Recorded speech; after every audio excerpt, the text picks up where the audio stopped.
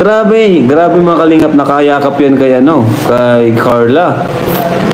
Nakayakap yan kay Carla, yung pinsan niya, no? Ba't kasi ngayon pa nangyari? Kumustahin din natin sila, no? Kung ano na ba yung nangyari sa buhay nila kasi... Pero nag-uusap naman na sila eh. Kalingap Rab may problema. Carla may ibang kayakap huli sa TV. Mapagpalang araw mga kalingap. Alam mo na ba ang latest? Tara, ating alamin. Pero bago ang lahat, pakisubscribe mo muna ang aking munting channel, pati na si Kalingap Rab at Kuya Bal Santos. Maraming salamat po. Mga kalingap, ngayong araw na ito ay ating bigyan ng reaction video ang napakasikat na love team, walang iba kundi ang Jomcarl, na kung saan ay kasama nila Kalingap Rab sa pagpunta ng Baguio City. Hindi naging madali ang pagpunta ng Team Kalingap sa Baguio dahil naabutan sila ng bagyong Pepito doon.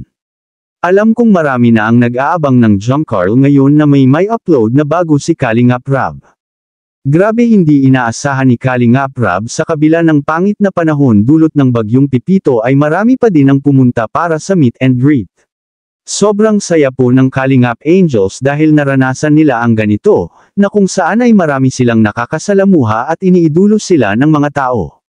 Dahil dumarami na ang Kalingap Angels ay nag-assign si Kalingap Rab ng isang tagabantay sa mga Kalingap Angel na kung saan siya ang magsusumbong kapag may ginawang mali ang kahit na sino mang member ng Kalingap Angels. Si Kapitan Negracia ang tagapagmasid sa kanila. Hindi naman inaasahan ni Kalingap Rab ang kanyang malalaman, dahil may problema pala ang love team ng Jomcarl na kung saan ay ilang araw na din nakalipas na wala silang maayos na samahan.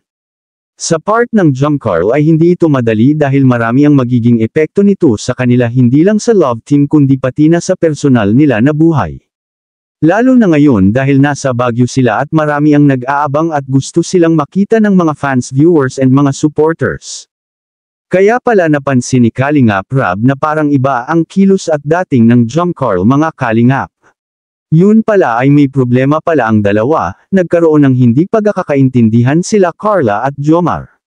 Merong tampuhan na nangyayari sa likod ng Jomcarl ngayon mga kalingap, ito ang problema ngayon ni Kalingap Rab dahil di niya talaga inaasahan na sa Baguio pa nangyari.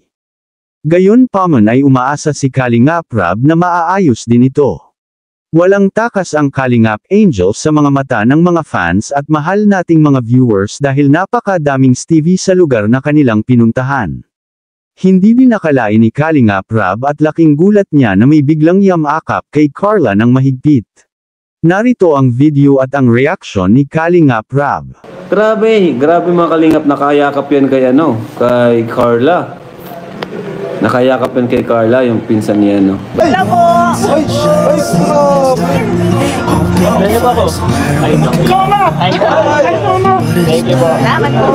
Ba't kasi ngayon pa nangyari? Kumustahin din natin sila, no? Kung ano na ba yung nangyari sa buhay nila kasi... Pero nag-uusap naman na sila eh. Anong masasabi mo tungkol dito mga kalingap? I-comment mo lang sa baba ang gusto mong sabihin at ating babasahin isa-isa. Maraming salamat po. To God be the glory.